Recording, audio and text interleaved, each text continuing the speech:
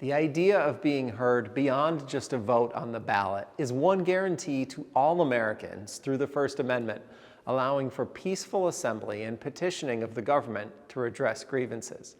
This democratic right is one Americans have utilized to shape the country beyond the ballot box.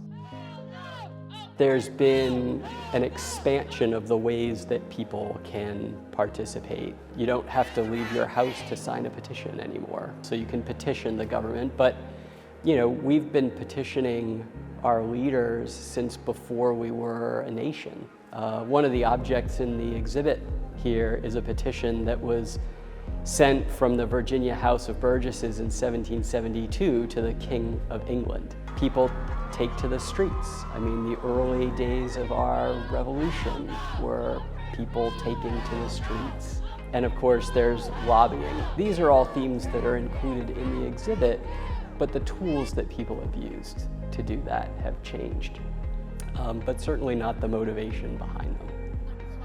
Even though a lot of this material is familiar to me as a historian, I still find it a humbling experience to learn about this history, to be inspired by the stories of some of the people and groups who have pushed our nation to be better, to become that ever more perfect union. So I take great inspiration from the exhibition.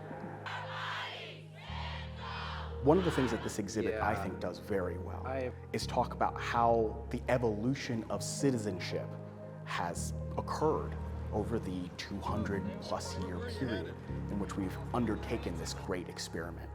And one of the important parts of that is understanding that not everyone who had citizenship rights were also making these decisions at the ballot box.